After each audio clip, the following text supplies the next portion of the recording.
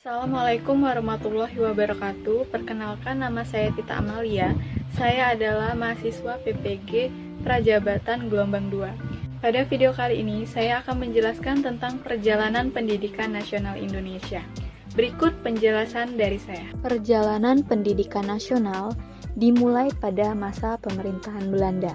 Pada awalnya, pendidikan di Indonesia hanya untuk kepentingan materi saja, dan pelaksanaan pendidikan dan pengajaran diserahkan kepada para pendeta Kristen. Yang kemudian, instruksi yang menegaskan bahwa kepada pihak rakyat diberikan pendidikan dasar seperti membaca, menghitung, dan juga menulis. Akan tetapi, hanya sebagian saja dan hanya diperuntukkan untuk orang-orang pembantu dalam beberapa usaha.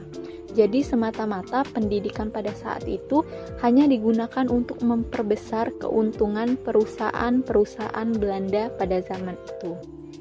Selanjutnya, pada zaman Napoleon Bonaparte, pada saat itu jatuhlah kekuasaannya, dan kemudian pemerintahan Nederland dibentuk kembali pada tahun 1816. Indonesia sendiri oleh pemerintah Hindia Belanda diadakan peraturan-peraturan pemerintahan pokok atau yang pada saat ini kita sebut sebagai Undang-Undang Dasar yang bisa disingkat sebagai RR 1818. Pada RR 1818 ini disebutkan tentang pemeliharaan pengajaran. Akan tetapi pada saat itu ternyata pelaksanaannya tidak dilaksanakan dengan baik atau tidak ada yang dilakukan. Pada tahun 1930 RR-nya diubah menjadi RR 1854. Kemudian kita kembali ke RR 1854. Dibuatlah pada pasal 128 yang berisikan tentang Gubernur Jenderal diperbolehkan mendirikan sekolah. Namun, dalam pasal tersebut tidak dijelaskan dengan tegas mengenai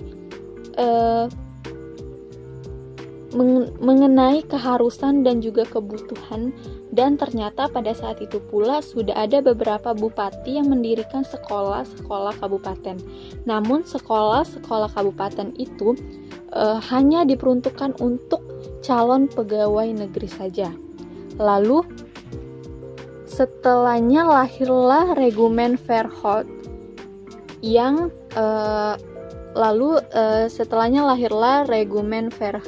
Inland Onderwijs yang disusul berdirinya sekolah di Salah.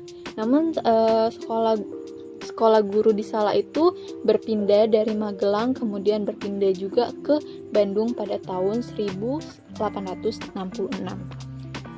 Setelah itu berdirilah juga sekolah-sekolah Bumi Putra. Namun sekolah ini hanya diperuntukkan untuk calon-calon peserta didik dokter Jawa saja. Selanjutnya, setelah sebelumnya Indonesia mengalami masa di mana pendidikan hanya berorientasi untuk calon-calon pegawai dan pembantu perusahaan Belanda, akhirnya pada tahun 1920 timbullah cita-cita baru yang menghendaki perubahan radikal dalam lapangan pendidikan. Barulah pada tahun 1922 terciptalah sebuah sekolah yang berdiri, yaitu Taman Siswa. Taman Siswa ini didirikan di Yogyakarta. Taman Siswa itu sebenarnya sudah terkandung dalam jiwa rakyat di seluruh tanah air. Mengapa? Karena sudah banyak perguruan-perguruan yang mendirikan Taman Siswa ini, seperti di Pulau Sumatera, Jawa, Borneo, Sulawesi, Sunda Kecil, dan juga Maluku. Setelah adanya Taman Siswa ini juga muncullah sekolah berbasis agama seperti Islam, yaitu ada Muhammadiyah, NU, Pondok Pesantren Gontor, kemudian di agama Kristen ada juga, dan Katolik. Nah, dari hasil perkembangan pendidikan yang semakin mengarah ke positif ini, membuat terciptalah tujuan pendidikan yang lebih positif karena melahirkan alumni-alumni yang bermanfaat dan juga efisien, dapat ikut serta dalam segala kenegaraan, baik dalam gerakan revolusi maupun dalam usaha pembangunan bangsa dan negara.